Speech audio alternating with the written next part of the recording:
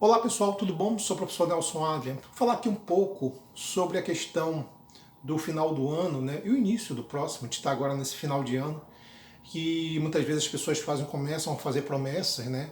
E muitas vezes fazem uma espécie de uma avaliação do que foi o ano que passou, né? Está terminando agora.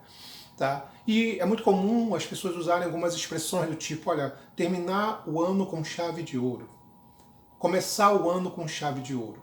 Quer dizer, o termo, né, a ideia é falar sempre do metal ouro. Mas por quê? Porque o ouro, ele basicamente é um metal nobre. Ele tem uma constituição, né, que é totalmente diferente dos outros. Na verdade, o ouro ele consegue se manter íntegro, independentemente do meio na qual ele está. Então ele pode estar em qualquer meio, que ele continua cintilante, ele continua brilhante, né? Então tem um sentido simbólico aí quando se fala terminar com chave de ouro, começar com chave de ouro. No sentido, o ouro aqui não é no sentido da riqueza, tá? Não é no sentido da prosperidade, não é esse aspecto. O ouro aqui está muito mais ligado à ideia do que de algo nobre, tá? E uma convicção, a gente pode dizer assim. Porque quando a gente fala, por exemplo, da questão do ouro, né, a gente lembra um pouquinho sobre a ideia de Platão, o filósofo grego, que ele falava do homem de ouro. O homem de ouro, basicamente, né, não é constituído de ouro. O cara não é feito de ouro. Né? Quando ele falava do homem de ouro, é o homem que se comporta como se fosse ouro. O ouro, como havia dito, né, ele não se influencia ao meio, ele se mantém fiel, convicto à sua constituição. Então, independentemente do meio, ele continua cintilante. Veja que a pele humana é muito agressiva a qualquer tipo de metal, mas o único que se mantém, não fica escuro, é o ouro. Ele consegue se manter independentemente do meio, da situação. Assim é que o filósofo fala sobre o homem de ouro. De que independentemente da situação do meio que eu posso estar, por exemplo, num meio cheio de modelos éticos não adequados. Eu posso estar, por exemplo, no meio ruim, inadequado, complicado, difícil, antiético, mas eu mantenho as minhas convicções. Eu me mantenho puro, independentemente da situação. Quer dizer, é o homem de ouro. Quantas e quantas vezes a gente não se influenciou pelo meio, não é mesmo? Quantas e quantas vezes, porque a maioria está fazendo, a gente foi e fez. E muitas vezes coisas que eram erradas. Então, o Platão, o filósofo grego, quando ele falava sobre essa ideia do homem de ouro, nesse sentido, aquele homem que na verdade que ele mantém as suas convicções, a pessoa que mantém os seus princípios éticos independentemente do meio, como o ouro, que independentemente da situação do meio e que pode muitas vezes ser influenciado pelo meio, não se influencia, porque é um metal nobre.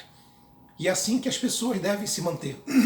Elas devem se manter nobres, elas devem se manter, na verdade, dentro de uma convicção. Então, não fazer o mal, não desejar o mal do outro, não fazer a vingança. Ah, mas fulano fez uma coisa ruim comigo, eu vou lá e vou me vingar. Não. Porque o fato de eu poder me vingar do indivíduo não faz de mim melhor do que ele. Então, as minhas convicções de ser uma pessoa boa, de ser uma pessoa justa, deve se manter, independentemente se você tem uma religião ou não, porque a gente pensa assim, para eu ser uma pessoa boa, eu tenho que acreditar em alguma coisa, por exemplo, tenho que acreditar em um princípio religioso. Não necessariamente. As convicções éticas e morais partem disso. Então,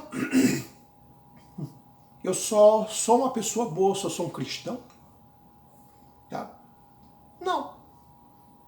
Se eu sou um religioso, quantos religiosos fazem coisas erradas? Quantos cristãos fazem coisas erradas e cruéis? A história está cheia de indivíduos assim. Mas o princípio ético e moral é aquela ideia de que você, independentemente da situação, você se mantém puro, íntegro. É difícil num momento, num período complicado que nós vivemos, de devolver aquilo que você achou, de não desejar o mal dos outros, tá? De se comportar dentro de um meio de honestidade, de caridade, né? De fazer o bem. Porque é assim que a coisa funciona. A natureza ela é muito nesse sentido, tá? Porque a natureza ela parte dessa ideia do você dar e receber. Ação e reação. É muito isso, tá? A gente vai verificar que ao longo da história, as pessoas que mais se destacaram na história foram aquelas que mais deram do que receberam, tá? E aqui a gente está num mundo muito nesse aspecto, porque pode verificar uma coisa, é muito louco isso. Tu pode encontrar pessoas que conseguem manusear uma tecnologia, uma inteligência artificial incrível, absolutamente fantástica, sabe? Só tem um conhecimento incrível do ponto de vista técnico, do modelo digital, da inteligência artificial. Entretanto, quem é que garante que essa pessoa que consegue manusear tudo isso é melhor do ponto de vista ético e moral do que o homem da antiguidade? A gente pode verificar que houve uma progressão, houve um desenvolvimento da tecnologia, isso é fato. Mas será que houve uma projeção? Será que houve, na verdade, uma progressão, um desenvolvimento do ponto de vista ético e moral? Será que eu posso afirmar realmente que o homem de hoje, que entende a tecnologia, que manuseia essa tecnologia, é uma pessoa mais íntegra, mais humanista, é uma pessoa mais solidária, tem mais autocontrole do que o homem da antiguidade? A gente vai perceber que talvez não. Então o que é que você verifica? Houve um avanço tecnológico, houve um avanço da máquina, mas não do homem. Tanto é que tu verifica que a gente vive hoje num mundo onde as pessoas vivem a partir do dinheiro, vivem a partir do que de derrubar o outro, de viver a partir do que da exploração do outro. Quer dizer, os modelos humanistas não servem para o humano, ou para alguns humanos. O respeito ao próximo, ele literalmente some, né? E aí eu lembro aquela famosa frase do filósofo e imperador romano Marcos Aurélio: nada acontece ao homem que não seja próprio do homem, né? Que diz assim: nada acontece ao Nelson que não é próprio do Nelson. Então aquela situação, se eu no momento vivo numa condição, numa situação, né? Muitas vezes isso tem a ver com as minhas próprias atitudes, com aquilo que eu fiz, com aquilo que eu penso. Então, a ideia aquela ideia de buscar ser uma vítima, né, do processo, não, porque fulano fez isso comigo, ciclano me maltratou, me enganou, tá? Em parte também a gente colaborou para isso, né? As pessoas só fazem mal pra gente quando a gente deixa, né? Tem muito isso. Então tu vai perceber, na verdade, que os modelos, eles acontecem não por acaso, eles simplesmente não caem de cabeça, digamos assim, do nada. Então, muitas das coisas que passamos são processos que existe uma ideia de aprendizagem. A vida ela é didática, tá? Mas muitas vezes a gente não vê dessa maneira, a gente não avalia dessa forma. Então a gente avalia outros modelos, outros aspectos. Por isso que muitas vezes o processo de aprendizado na vida não acontece como deveria acontecer, né? E aí, né, o cara assim, mas isso acontece e dá para ter o aprendizado? Dá, mas acontece com todo mundo?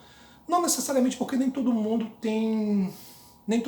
está, digamos assim,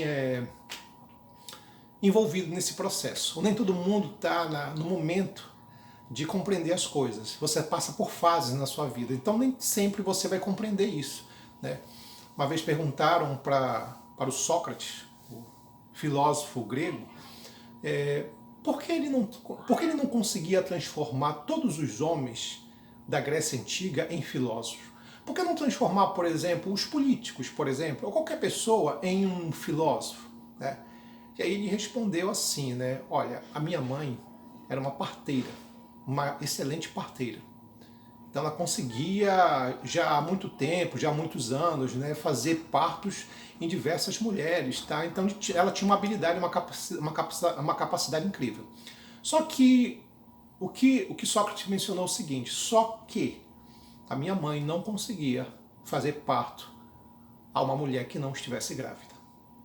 Então é mais ou menos isso. Quer dizer, ele tenta falar o seguinte: se as pessoas não estiverem preparadas para o conhecimento, para os modelos éticos morais, se a pessoa não estiver aberta a isso, não adianta. A pessoa não vai, não vinga. né? Então tem momentos na nossa vida que provavelmente aquele conhecimento, aquela informação, aquele grau de consciência naquele momento não vai acontecer. Por quê? Porque eu estou num outro momento, eu estou numa outra parte da minha vida. Que talvez lá na frente, né, eu venha a desenvolver isso, ou eu deva ter esse grau de consciência, ou não. Mas em geral, entender que as pessoas, elas são resultado de seu meio, tá? E muitas vezes a gente tem que verificar que tipo de meio é esse. É um meio danoso, cruel, violento, antiético. É por isso que, de novo, a figura do homem de ouro aparece.